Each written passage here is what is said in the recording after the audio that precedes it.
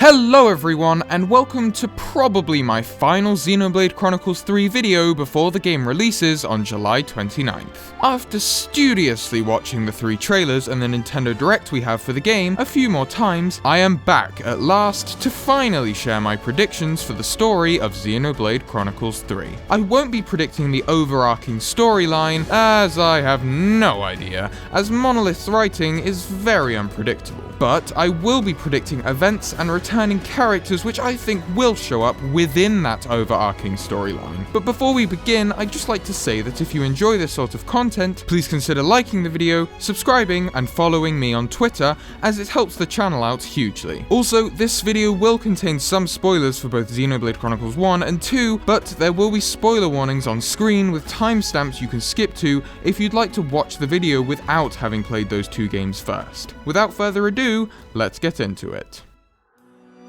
My first and probably most likely prediction is that this bloke, Guernica Van Damme, is going to die very early on. I feel like Nintendo has been trying to act like this character is going to get more than 5 minutes of screen time in the information they've already shared, but I think it's obvious he's going to be gone pretty early on. He'll obviously be a vital character for the plot, as we know he'll be spurring the party on to reach Sword March, and he's probably the reason they become Ouroboros in the first place. But we've seen the party standing around sadly in the location of the Wild Ride fight at the end of Trailer 2, with life particles floating into the sky as Noah and Mio play the Song of the Offseers on their flutes, and Van Damme is nowhere to be seen. So yeah, I think it's pretty safe to say that this Van Damme will be gone pretty early on. But it may not be the last we see of him because of the next of my predictions, and that is cloning. I think cloning being integral to the story is a pretty easy conclusion to reach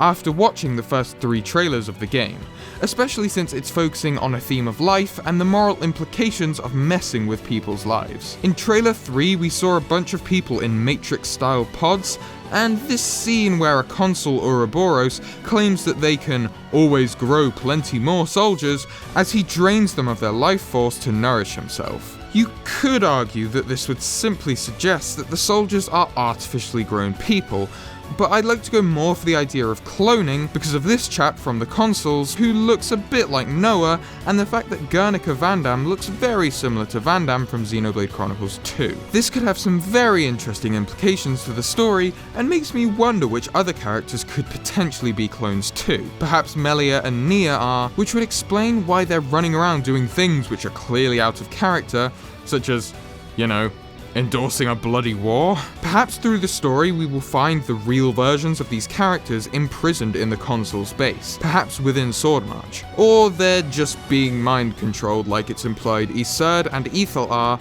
with their glowing red eyes. We just can't see Nia or Melia's because they have masks on. I think it could go either way, but I think cloning will definitely be an important aspect of the story. My next prediction is also to do with the consoles, and it's that I believe they are not the real enemy of the game. I believe the consoles being shown to be the true villains responsible for everything bad happening in Ionios is a fake out. They're keeping fate flowing and this infinite war going because of some other real enemy which controls them. We have reason to believe we've not seen anything story-wise for the game past the first third of it, also making me think we've not seen the actual enemy yet either, as I believe it's something they want to keep under wraps for a story twist. Perhaps the real villain will be a returning character or characters from a previous game, and this could potentially be the reason why Lance says this line in the first trailer, "I refuse to believe you're him," which would make sense considering it doesn't really make much sense in the context of this scene in which they played it in the trailer.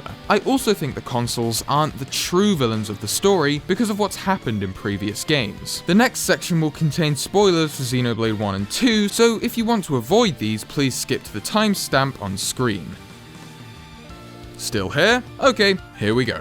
See, in Xenoblade 1, you originally think that Metalface is the villain, but it turns out he was just a puppet of Egil, who's actually the villain, but actually Egil was just antagonistic towards Bionis because he was trying to stop this bloke, Zanza, the true villain, from destroying all life but himself. In Xenoblade 2, you think Torna are the true villains, but actually they're only like that because of this guy, who's really the culprit behind all the bad things happening, and Torna are just looking for answers, like the cast of party characters are too. So yeah, I feel we haven't actually seen the true villain of this game yet, as Monolith loves their twist villains. So maybe this guy in Xenoblade 3, who looks like 9, isn't actually the villain, and there's some even higher power they're simply puppets to. Or they're doing what they're doing in order to stop this other greater villain. My next prediction is that Ouroboros are taboo for a very good reason. Hence why Melia keeps saying how they abhor the world and will lead the world to ruin. The reason being that there's this very big Mechonis sword embedded in the ground,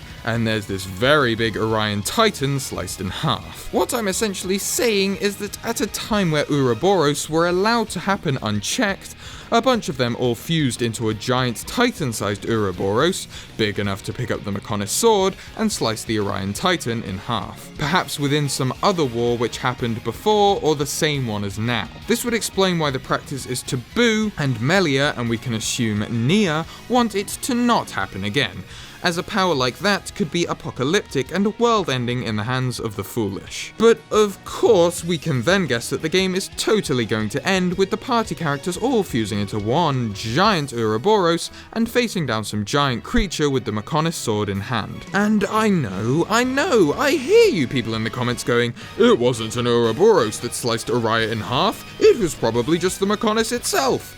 And to that I say, spoilers for Xenoblade Chronicles 1, because...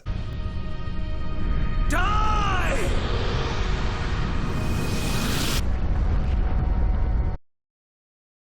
I also think that at some point the party are going to have some sort of internal conflict between themselves because of imagery we've seen of Noah looking distraught with bloodied knuckles, Noah's Ouroboros fighting Unis, and Noah saying a line in the first trailer, another which feels shoved in without proper context. Tell me, what would possess you to side with them? This implies to me that at some point the party may be presented with some sort of offer, maybe one which provides a way for their lives to be returned to normal before they became Ouroboros, for example. Perhaps this is being offered to them by the Consul, Agnes, Kivus, or another third party, and then the party disagree and fight over it because some of them realize the loss the path they're taking has and is going to cause and want to return to how they were before, but the others want to see it through to the end or think the offer is actually some sort of trick, which it most likely is. Not sure how something like this would fit into the narrative exactly, but I feel something like this is being hinted towards in the trailers for sure. My final prediction for the story of Xenoblade Chronicles 3 is that I think we will see most of the previous party characters from the first two games showing up in places within Ionios, even if just as memories or stories because they've died. But then again, it's not yet clear the degree to which we will see returning characters in this game. We know they'll be here because we've seen 2 of them, but then again, that's only 2, so it's a little up in the air. I don't think, however, that Shulk or Rex will appear in the story in any great capacity, if at all, as the expansion pass key art implies that they'll have something to do with the story scenario in that DLC. But maybe they'll both be a bit like Luke Skywalker in The Force Awakens. They're both characters which were incredibly heroic and changed their worlds for so many people, but they're also quite mysterious, and perhaps they've gone missing, and nobody knows what happened to them. So now people aren't sure whether they were simply characters within myths and legends, and their status and whereabouts are kept a mystery throughout the story, despite foreshadowing that they might still be out there somewhere by characters such as Melia, Nia, and maybe even the Aegises if they show up. Then, in the end of the story, as a cliffhanger, they appear like the pandas at the end of Kung Fu Panda 2, being hinted at to be somewhere currently unknown to the protagonists, but we know they'll be involved in the story the DLC will tell when it rolls around. I think this would be pretty cool and would give long-time fans of the series one last reveal to be hype about when they finish the game, whilst also letting the new protagonists of Xenoblade tell their stories, as much as we love the first 2 Monado boys, this isn't their story. That's it for my predictions for the story of, and also my pre-launch videos for, Xenoblade Chronicles 3. I certainly hope you enjoyed. What are your predictions of the story of Xenoblade Chronicles 3? Feel free to discuss in the comments. And with that, thank you very much for watching, stay safe out there, and I will see you in the next one.